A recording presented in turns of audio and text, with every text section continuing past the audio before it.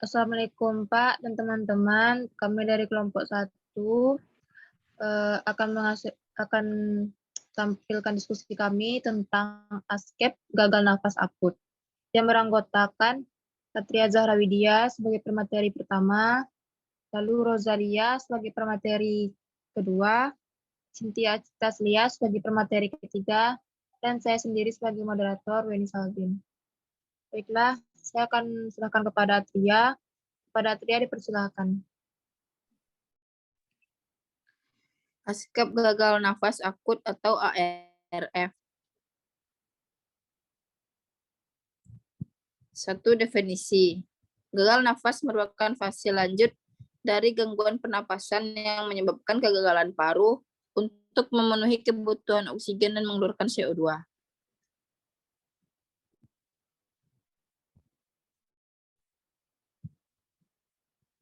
Gagal nafas akut dapat digolongkan menjadi dua, yaitu 1. Gagal nafas akut hipoksemia atau gagal nafas tipe 1, yaitu gagal nafas yang dihubungkan dengan defek primer pada oksigenasi. 2. Gagal nafas akut hiperkapnia atau gagal nafas tipe 2, yaitu gagal nafas tipe 2 dihubungkan dengan defek primer ventilasi. Patologi. 1. Gagal nafas akut menurut Sumantri 2007 dapat diklasifikasikan dalam 1. Gagal nafas ventilasi, 2. Gagal nafas oksigenasi, 3. Kombinasi dari keduanya. Etiologi. Menurut Nur Afif dan Kusuma 2015, etiologi gagal nafas akut yaitu 1. Penyebab sentral, kelainan neuromuskuler, GBS, tetanus, trauma cervical, muscular relaxation, kelainan jalan nafas, obstruksi jalan nafas, asma bronkial,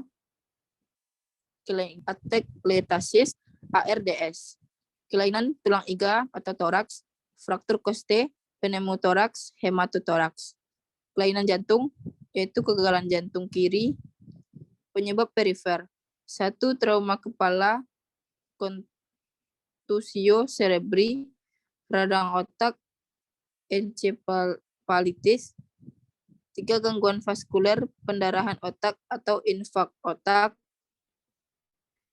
Yang keempat, obat-obatan yaitu narkotika dan anestesi.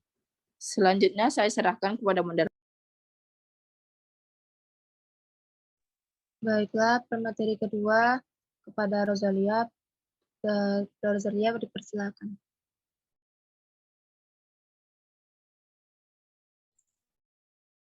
Selanjutnya yaitu manifestasi klinis. Menurut Nurardi dan Kusuma 2015, manifestasi klinis gagal nafas akut yaitu tanda gagal nafas total, aliran udara di mulut, hidung tidak terdengar atau dirasakan. Pada gerakan nafas spontan, terlihat restraksi supraklavikular dan sela iga serta tidak ada penggenangan pada inspirasi. Adanya kesulitan inflasi paru dalam usaha memberikan ventilasi buatan. 2. Gagal nafas partial. Terdengar suara nafas tambahan, gargling, snoring, growling, dan wheezing. Ada restraksi dada.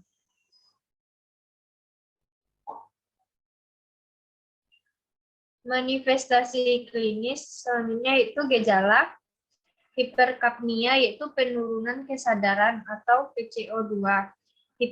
Hiposekmia, terjadi takikardia, gelisah, berkeringat, atau sianosis. PO2 menurun.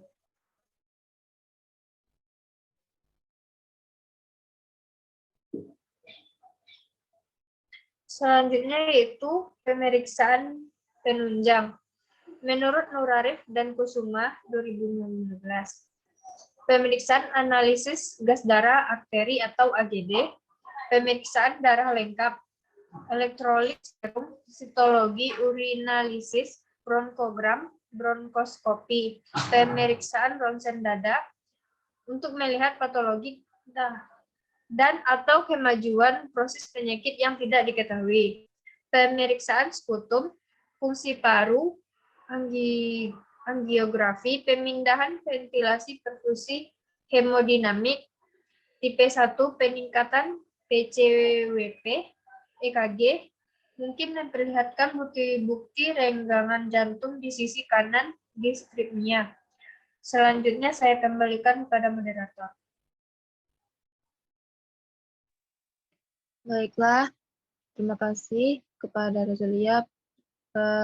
Pemateri ketiga dipersilakan kepada Cynthia. Persilakan. Baiklah, terima kasih kepada moderator. Selanjutnya penata laksanaan. Menurut Bakhtiar 2013, tujuan dari terapi gagal nafas adalah memaksimalkan pengangkutan oksigen dan membuat CO2. Hal ini dilakukan dengan meningkatkan kandungan oksigen arteri dan menyokong curah jantung serta ventilasi. Karena itu, dalam tata laksana terhadap gagal nafas, yang perlu segera dilakukan adalah perbaikan ventilasi dan pemberian oksigen. Tetapi terdapat penyakit primer penyebab gagal nafas, tata laksana terdapat komplikasi yang terjadi dan terapi sportif.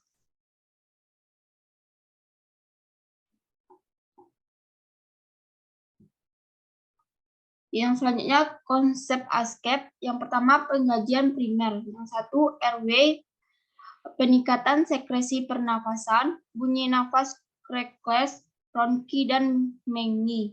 Yang kedua breathing, distress, pernafasan kaping hidung, takipnu, bradipnu, dan redaksi. Menggunakan otot aksesori pernafasan, kesulitan bernafas, lapar udara, diafresis, sianosis. Yang ketiga, circulation, penurunan curah jantung, gelisah, letargi, takikardi, sakit kepala, gangguan tingkat kesadaran, ansietas, gelisah, kacau mental, mengantuk, papiledema, penurunan haluan urin. Diagnosanya adalah gangguan pertukaran gas berhubungan dengan akumulasi protein dan cairan dalam interstitial atau area alveolar, hipoventilasi alveolar, kehilangan surfaktan. Yang kedua, disfungsi respon penyampaian ventilator berhubungan dengan ketidakmampuan beradaptasi dengan dukungan ventilator, ketidaktepatan laju penurunan dukungan ventilator. Yang ketiga, resiko cedera berhubungan dengan penggunaan ventilasi mekanik. Yang keempat, resiko infeksi berhubungan dengan pemasangan selang ET dengan kondisi lemah. Yang kelima, intoleransi aktivitas berhubungan dengan ketidakseimbangan antara suplai kebutuhan oksigen. Saya kembalikan kepada moderator. Baiklah. Karena itu dari hasil diskusi kami. Jika ada kesalahan, baik dari teman saya ataupun saya sendiri, mohon maaf. Assalamualaikum warahmatullahi wabarakatuh.